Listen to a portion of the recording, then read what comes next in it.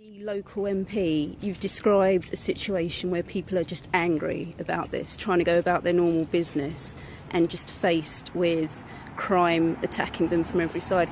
How do you feel as the MP that this is happening in your area and constituency? Well, the overwhelming majority of people on this estate, hard-working, decent people, going out to work, doing a good job, bringing up their family, and they shouldn't have to live with this. And there are some simple, straightforward things that need to be done for them straight away, and that is more police, sorting out the trees, CCTV, making sure that crime's not planned on the internet. And those things, they're entitled to that, local people are, and that's what I'm speaking up for them for now. Are all of those things an emergency now?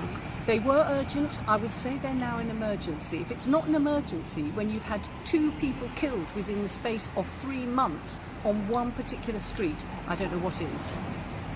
How do you get people to actually trust the police? Because people are also saying that this is happening there, but they wouldn't necessarily imagine their 20-year-old son, who is around gang age, would want to go to speak to the police or anyone else about this. Well, there is undoubtedly a lot of mistrust of the police, and the police have to work on that. But there are also basic things that need to be done, like, for example, searching to make sure that people don't be able to carry drugs, people aren't able to carry weapons, and the community is very clear about that, is that is necessary. You can't have crime being planned on the internet and then carried out locally without the police being able to disrupt it, and searching powers are part of that, but also a bigger police presence. And the truth is that if the police are around and they're able to engage with the local community, get to know people, that of itself builds trust. And people have said that in the past, if some young lad was getting up to no good, the police officer would bring him back to his mum in the flat and say, you've got to do what your mum says, otherwise you're going to end up in really bad trouble. And there used to be that relationship, but now there aren't enough police around to be doing that. So actually more police helps build trust. So 3 months ago we were here, and there was a great level of anxiety because a young man had been killed just on a road over there in what was feared to be gang-related crime. And 3 months later, that anxiety amongst local people has turned to anger, because there are often, obviously, very deep-seated problems, but there are some immediate things that can and must be done. And tonight, one of the things that's been agreed is really important, because, you know, mums are saying they're afraid to go to work and leave their kids in the way that they might normally, to just play out. They want to bring them to the community centre. They want them to have proper youth services to keep them safe. And the council is going to put, right from today, an injection of extra cash in so that those anxious parents can go to work without tearing their hair out with worry about what is happening to their kids. We need extra CCTV on that side of the estate. There's not one single CCTV camera.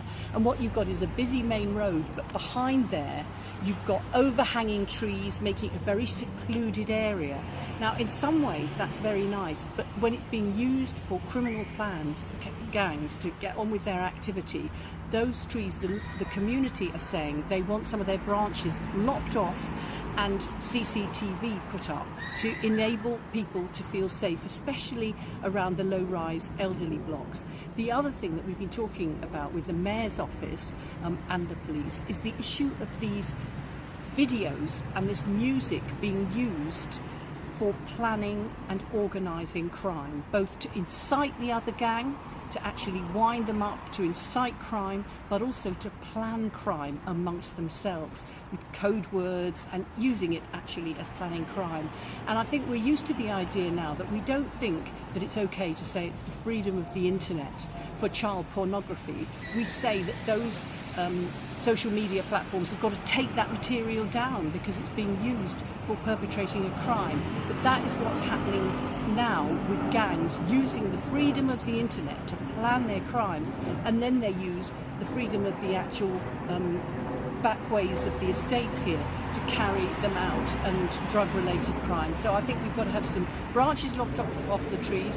We've got to have the immediate injection of cash into the youth services. We've got to have CCTV, but we've also got to have more police in the area to disrupt the activity that's being organised on the internet. And the local residents here are saying in there, just as they said 3 months ago, there aren't enough police, there aren't as many police as there used to be, and that just means it's a safe haven for people to carry out their criminal